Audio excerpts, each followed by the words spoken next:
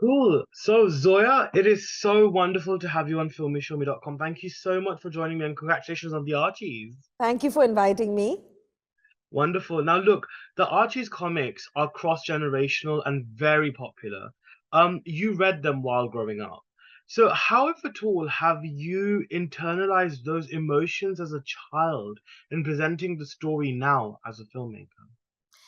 You were when I was a kid. I grew up reading them, and they were like an escape to this ideal place called Riverdale, and that's all you knew. You liked this. This was the only comic that was about regular teenagers. So you wanted them to be your friends. You wanted to grow up and live like that. You wanted to have those things happen to you. You wanted to drink those milkshakes. It was just an escapist a pleasure.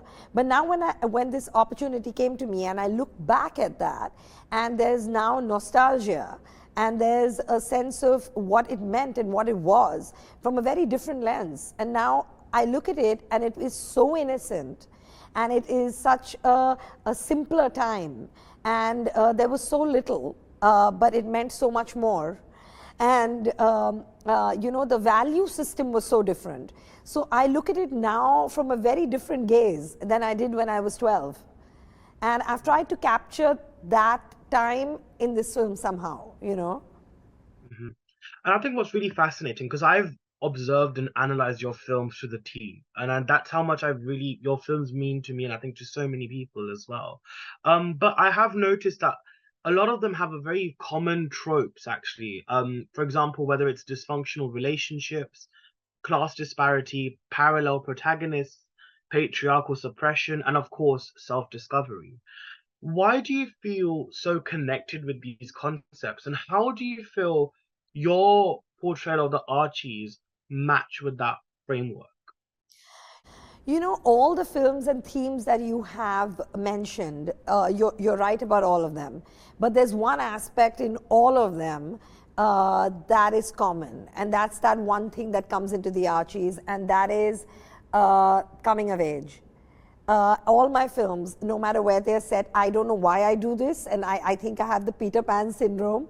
They say directors keep going back to the same theme somehow, and I think I keep coming of age on some level, and I think that has come into the Archies. It's 17-year-olds on the brink of adulthood and living a very idyllic, carefree life, and then something comes up where they have to stand up and be counted, and that's how they grow up and realize what it means to stand up for something, and so that's what the film is.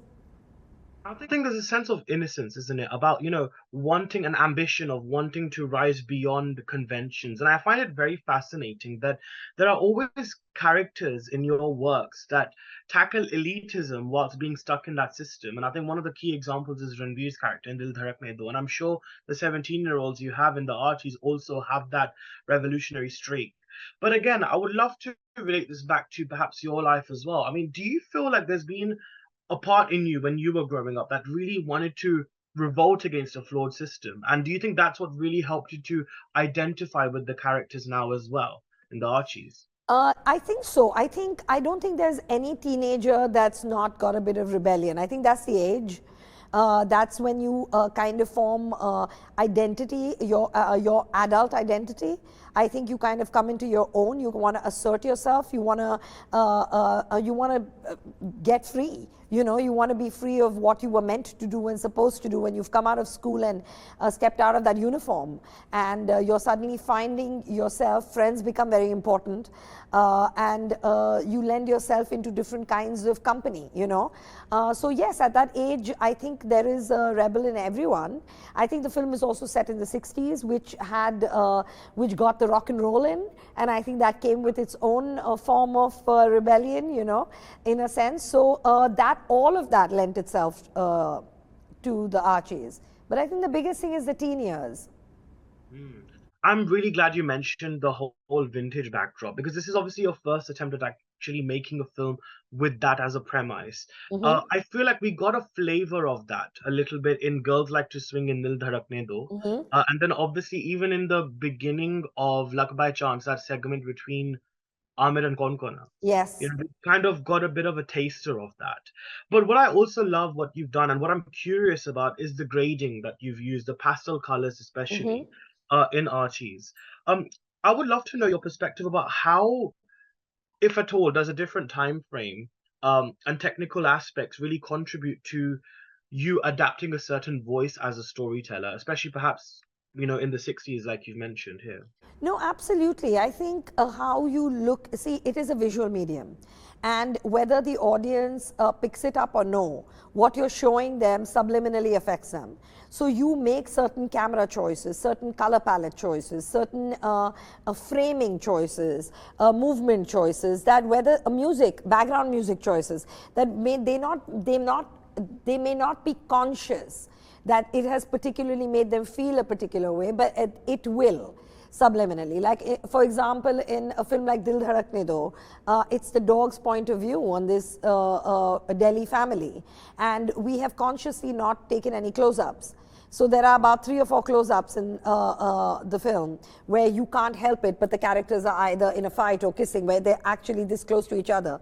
So you have to do it, but otherwise it's a distant gaze. It's like someone looking in. Where with this film we've kept the frames really wide, we've kept the lensing really wide, we've kept the movement very classic and very slow in a sense, because cinema at that time was like that. You want to see the space, you want to see the world, you want to keep it simple, and so it was a conscious and it lends itself to a vibe. It just creates a world, it takes you in a different way. Sure, right. We're a bit slightly time challenged, so I think my last two big questions in one. Sorry, Zoya, because I need to know your perspective of Okay. this. Okay, one part of the question is the fact that you're launching Seven Fresh Faces, and obviously, quite often, everyone has spoken about the talents who have hailed from film families, but I'm curious to know about the other cast members. What made you zero in on those four in particular, and why did you feel they were most suitable for the part? And the second part of the question is that the fact that there's so many layers to the comics that a series is usually sufficient, even if it's in a film format, like how we had Harry Potter series as well. So how come you opted in telling this story in one feature film format, especially when you are challenged for time? So those are the two big questions. Sorry So for the that. first question is about the 4 other kids. Yeah, Uh, correct. yeah. So basically, I think there was a luck by chance element on some level. We were auditioning so many people and we were just not happy with who we were getting. I met Mihir on a set of Made in Heaven. Alankrita, my co-director, had cast him for one of the key roles, and I went in to direct 2 scenes of my episode, and he was in them. And I started, the first time I met him, I was directing him. And I found him incredible. But it was a complete dramatic role. He had to cry in that scene, and he nailed it. But his face was just like, I was just like this boy's Jughead. And I took him aside, and I tried to get a sense of, if he had a comedic bone in his body. And he was a little nervous speaking to me. And then I said, do you want to come in and audition? And he came in, and I gave him a scene, and I read with him myself. And he just nailed it. And I cast him on the spot. I think Vedang had done 4 or 5 auditions, and he was a model and a musician, and he just had a natural swag about him. So when I saw his test, because my casting directors do many tests and we just keep going through them, and then you see a spark in someone and you stop and say, okay, this person could be that, or this person could be this. So that's how he came in, and he's another person I just auditioned for Reggie, and he killed it. But he had done a few auditions before that for the film. Ethel, I actually was Dot. She's a musician, an established musician. And I am a fan of hers. I follow her on YouTube. And I contacted her for music. And while I was talking to her for giving me some music for the film, I realized that she's Ethel. And I asked her if she would audition, and she did. And that's how she got cast. And the last one was Dilton, who we found on Instagram. Yeah. We auditioned a lot of kids. We DM'd a lot of kids on Instagram and YouTube and auditioned them, and he was perfect. Oh, great. Yeah. And again, the formatting of the film. I mean, why have you decided to amalgamate so many comics into one feature? I was asked to make a feature. So that's the format I was offered, and I jumped at it. And it's also my form of choice if I have to pick one. But I mean, it can always be franchised. You know, there are so many stories to tell. I mean, of course, the comics are episodic in nature, but you'll have to always find one thread and one narrative that'll go over 2 hours, and you can always do it. Amazing. You can always do it. And I think that's the Yeah. motto Zoya Akhtar has always Yeah. followed. But thank you so much, Zoya, for Thank you joining. so much. It was so highly due and so highly awaited. So thank you so much. And Thank wish you all you. the very best for the Archies. Thank you. Thank you. Bye bye.